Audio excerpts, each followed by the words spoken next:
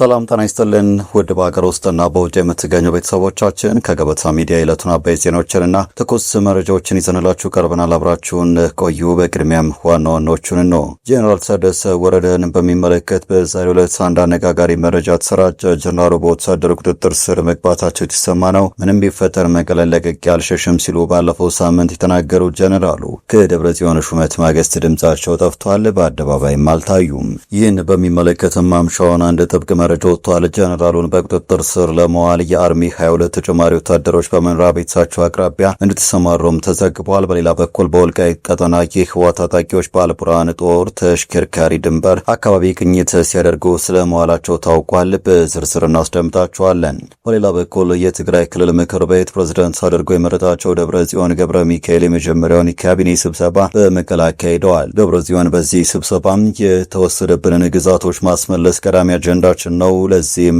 ተዘጋጅተዋል ሲሉ መፎከራቸውም ተሰምቷል። በአንጻሩ ዛሬ ረፋድ ሰዓት ከ37 ጀምሮ በመቀለ ከተማ ሰማይ ላይ የተዋጊ ጀት ቅኝት በስፋት መደረጉ ተሰምቷል። የዓይን እማኞችን ዋቢ በማድረግ ወጋታ እንደዘገበው ይህ የአየር ላይ እንቅስቃሴ በአንድ ሳምንት ጊዜ ውስጥ ለሁለተኛ ጊዜ ነው። በጥንቅራችንም ይዘነዋል።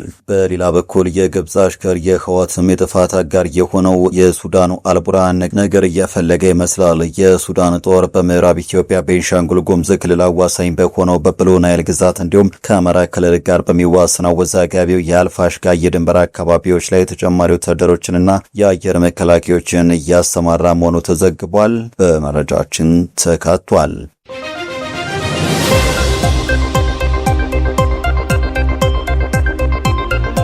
ቻናሉን ሰብስክራይብ፣ ቪዲዮ ላይክ በማድረግ እስከ ፍጻሜ አብራችሁ እንድትቆዩም በአክብሮት እንጠይቃለን። ወደ ቀዳሚ ጉዳያችን እናምራለን። ከደብረ ጽዮን ፕሬዝዳንታዊ ሹመት በኋላ ደብዛቸው የጠፋው ጄኔራል ታደሰ ወረደ የቁም እስረኛ መሆናቸውን የሚገልጹ መረጃዎች እየወጡ ነው። ተጨማሪ የህወሓት አርሚ 25 ወታደሮች ጄኔራሉ ያሉበትን መኖሪያ ቤት እንዲረከቡ መደረጋቸውም ተሰምቷል። ከወልቃይት እስከ ራያ ግንባር ኃይሉን ለጦርነት እያዘጋጀ የሚገኘው ህወሓት ጄኔራል ታደሰ ወረደ ወደ አዲስ አበባ ኮብልለው ሚስጥር ያወጣሉ በሚል የቁም እስረኛ አድርገዋል የሚል መረጃ ከመቀለ ተሰምቷል። ጄኔራሉ አስቀድሞ ስልጣን አለቀም ከመቀለ የትም አልሄድም ቢሉም ደብረ ጽዮን ገብረ ሚካኤል ስልጣን ከተቆጣጠሩ በኋላ ግን ድምጻቸውም ጠፍቷል። ዶክተር ደብረ ጽዮን ፕሬዝዳንት ከሆኑ ዛሬ 3ኛ ቀናቸው ቢሆንም በኃይል ስልጣናቸውን የተቀሙት ጄኔራል ታደሰ ወረደ ያሉበት ሁኔታ ሳይታወቅ ቆይቷል።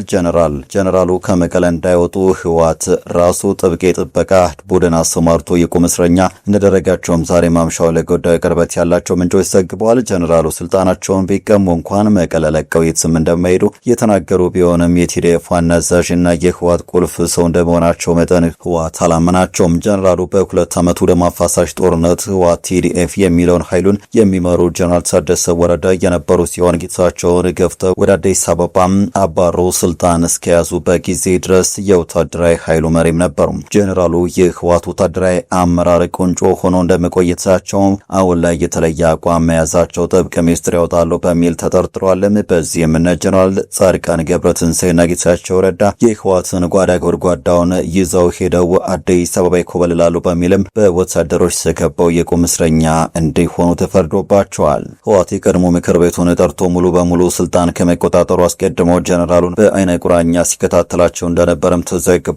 ጄኔራል ታደሰ ሙጥኝ ካሉት ደጀነ ቢሮአቸው የወጡት ደብረ ጽዮን በተመረጡበት ዋዜማ ምሽት በተፈጸመ የቦምብ ፍንዳታ ስለመሆኑም ተሰምቷል። ጄኔራሉ በአሁኑ ወቅትም የደጀን ቢሮአቸውን ለደብረ ጽዮን አስረክበው በግል መኖሪያ ቤታቸው እንደሚገኙና በዚያም በወታደሮች ጥብቅ ክትትልና ከበባ ውስጥ እንዳሉ ተዘግቧል። ጄኔራሉ ከቢሮአቸው የወጡት የግል ጠባቂዎቻቸውን ብቻ አስከትለው ባዶ እጃቸውንም እንደሆነ ተሰምቷል። ጄኔራሉ ለጊዜው ከመቀለ ለመውጣት ሙከራ ቢያደርጉም ህወሓት በመኖሪያ አካባቢያቸው የራሱ የጥበቃ ኃይል አስተማርቶ እንዳይንቀሳቀሱ ከበባ ውስጥ አስገብቷቸዋል። ጄኔራሉን የቁም እስረኛ ያደረገው ህወሓት ከተሳካለት አቋማቸውን ቀይረው አብረው እንዲሰለፉ ካልሆነም ደግሞ ከመቀለ ንቅንቅ እንዳይሉ በአይነ ቁራኛ እየተከታተላቸው እንደሚገኝ እየወጡ ያሉ መረጃዎች ያመላክታሉ።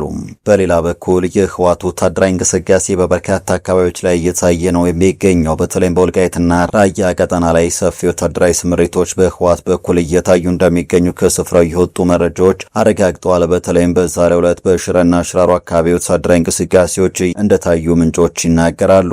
ለአብነትም መነሻቸውን ሽራ ያደረጉ ተሽከርካሪዎቹ ወታደሮችን ጭነው ወደ ሽራሮ አቅጣጫ ተንቀሳቅሷል። በተከዜ በስተ ምስራቅ አቅጣጫ ሽራሮ ላይ የህወሓት ታጣቂዎች እየተከማቹ እንደሆነ የተሰማ ሲሆን በተጨማሪም ነዳጅና ሌሎች ወታደራዊ ሎጂስቲኮች እንዲከማቹም ተደርገዋል። በሌላ በኩል የህወሓት ታጣቂዎች በሁመራ ባሉ አካባቢዎች ማለትም እንደ ሐምዳይትና አሽራሪ ላይ በአልቡርሃን ጦር ወታደራዊ ተሽከርካሪ በመሆን ወታደራዊ ቅኝት ሲያደርጉ መዋላቸው ተዘግቧል። ታጣቂዎቹ ከማለዳ አንስቶ እንቅስቃሴና ቅኝት ካደረጉ በኋላ ወደ ካምፓቸው እንደተመለሱ መረጃዎች ወጥተዋል። በ2013 የፌዴራል መንግስት ህገወጥ ነው በሚል ውድቅ አድርገውት የነበረውና የምርጫው ህገወጥነት በፕሪቶሪያ ስምምነት ጸንቶ የነበረው የትግራይ ክልል ምክር ቤት በህወሓት ውሳኔ ዳግም ወደ ስራ መመለሱ በሁለቱ ኃይሎች መካከል ያለ ውጥረት አጋግሎታል። ከዛሬ ነገ ጦርነት ፈነዳ በሚል ከፍተኛ ስጋት እንደተፈጠረ ከየአካባቢዎቹ የሚወጡ መረጃዎችም ያረጋግጣሉ። በቀጣይ መረጃችን የግብጽ አሽከር የህወሓትም የጥፋት አጋር የሆነው የሱዳኑ አልቡርሃን ነገር እየፈለገ ነው። የሱዳን ጦር በምዕራብ ኢትዮጵያ ቤንሻንጉል ጉሙዝ ክልል አዋሳኝ በሆነው በብሉ ናይል ግዛት እንዲሁም ከአማራ ክልል ጋር በሚዋሰነው ወዛጋቢው የአልፋሽጋ የድንበር አካባቢዎች ላይም ተጨማሪ ወታደሮችና የአየር መከላከያዎችን እያሰማራ መሆኑም ተዘግቧል።